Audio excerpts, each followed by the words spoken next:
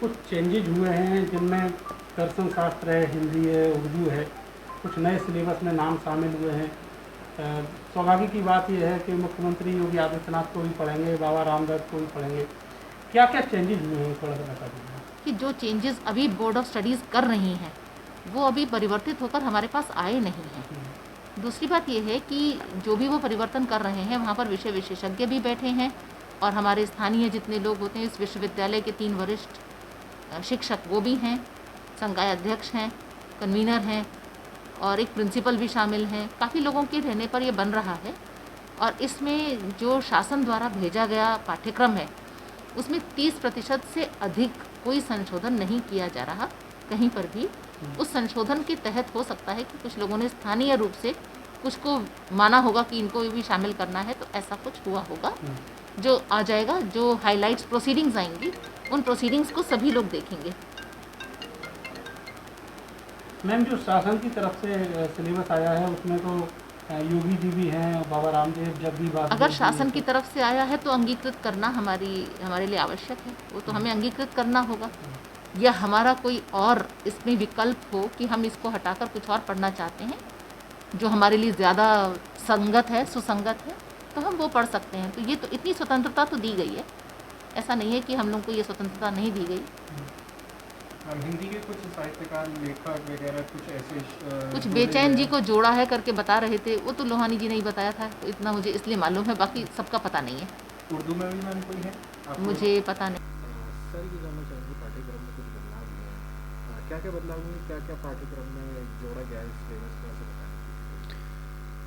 बताएं। चौधरी चरण सिंह विश्वविद्यालय में हम नई जो शिक्षा नीति आई है उसके तहत राज्य शासन ने जो प्रदेश के विश्वविद्यालयों के लिए पाठ्यक्रम तैयार किया है उसमें हम लोग आजकल तमाम विषयों की पाठ्यक्रम समितियां कर रहे हैं। हिंदी की जो पाठ्यक्रम समिति हुई है उसमें महत्वपूर्ण रचनाकार पहले से ही उपलब्ध थे, लेकिन जो स्थानीय महत्व के रचनाकार हैं और जिनके लिए हमको राज्य शासन ने अनुमति दी थी कि हम 30% तक उन पाठ्यक्रमों में बदलाव कर सकते हैं, तो हम लोगों ने स्थानीय महत्व के और अंतर्राष्ट्रीय राष्ट्रीय महत्व के जो हमारे रचनाकार हैं जिनमें शमशेर बहादुर सिंह हैं, प्रमुख कवि हैं, दुष्यंत कुमार हैं, प्रमुख गीतकार गज़लकार कवि हैं, विष्णु प्रभाकर हैं, जीवनीकार, एकांकी लेखक, कहानीकार हैं, गंगा प्रसाद बिमल हैं, प्रमुख कहानीकार उपन्यासकार हैं, जगदीश चंद्र माथुर हैं, एकांकीकार नाटककार के तौर पर, और कन्हैयालाल मिश्र प्रभाकर हैं जो निबंधकार और रिपोर्टाज लेखक के तौर पर प्रसिद्ध हैं।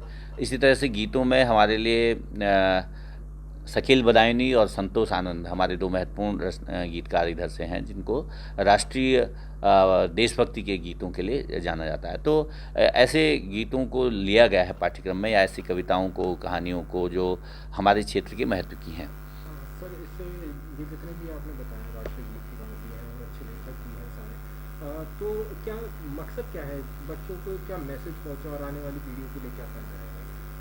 पहली बात तो ये कि ये भी मैं बताना चाहता हूँ कि जैसे ये प्रमुख रचनाकार जिनका जिक्र मैंने अभी आपसे किया, शमशेर बहादुर सिंह हैं, दुष्यंत हैं, विष्णु कुमार प्रभाकर हैं, गंगा प्रसाद बिमल हैं, जगदीश चंद्र माथुर हैं, कन्हैयालाल मिश्र प्रभाकर हैं, पाठ्यक्रमों में पहले से भी रहे हैं, एमए के पाठ्यक्रमों में, बीए में भी कहीं कहीं, तो ऐसा नहीं कि पहली बार आ रहे हैं। हाँ, ये एक बस परिवर्तन जो शायद लोगों को लग रहा होगा कि वे हमारी पाठ्यक्रम समिति जो राज्य शासन द्वारा तय की गई थी उसके द्वारा नियत पाठ्यक्रम में नहीं थे, लेकिन हमने स्थानीय रचनाकारों को महत्व देने के लिए और इसलिए भी कि हमको राष्ट्रीय अंतर्राष्ट्रीय स्तर पर सभी प्रमुख रचनाकारों को पढ़ना जानना चाहिए, लेकिन जो लोग मेरठ परिक्षेत्र विश्वविद्यालय के मूल रचनाकार रहे उनको भी हम जोड़ें, या उसके आसपास के जो रचनाकार हैं उनको भी जोड़ें, क्योंकि हिंदी में इस समय राष्ट्रीय अंतर्राष्ट्रीय स्तर पर लाखों हज़ारों लोग लिख रहे हैं, तो उनमें से जो प्रमुख रचनाकार हैं उनको आना चाहिए पाठ्यक्रम में, लेकिन हमारे स्थानीय स्तर के रचनाकारों को भी आना चाहिए। ये भी मैं इसमें एक जोड़ दूं कि जैसे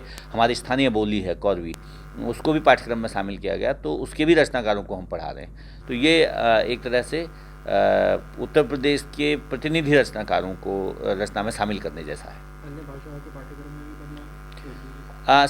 सभी जो हमारे विश्वविद्यालय में पाठ्यक्रम चल रहे हैं, सभी की कार्यक्रम चल रहे हैं, सभी की पाठ्यक्रम समितियां हो रही हैं, कुछ की हो चुकी हैं, कुछ की आगे होने वाली हैं। तो हमारा ये जो इस तरह का पाठ्यक्रम समितियों का आयोजन है वो 6-7 जून तक है, और तब तक अनेकानेक विषयों में ये पाठ्यक्रम समितियाँ काम कर रही हैं। सर, कब तक अप्लाई हो जाएगा, कब से पढ़ना शुरू हो जाएगा? विश्वविद्यालय की जो विचार है, जैसे कि हमारे राज्य शासन ने चाहा है कि हम 2021 से इस बदलाव को लागू करेंगे। तो जैसे भी निर्देश इसमें आगे होंगे, चूँकि इसके बाद ये सभी हमारे जो विद्युत परिषद है वहाँ जाएंगे, हमारी कार्य परिषद है वहाँ जाएंगे प्रस्ताव, और फिर हमारे विश्वविद्यालय स्तर पर लागू होंगे। इसी तरह से राज्य में भी अनेक विश्वविद्यालयों में यही कार्यक्रम इन दिनों चल रहा है। धन्यवाद।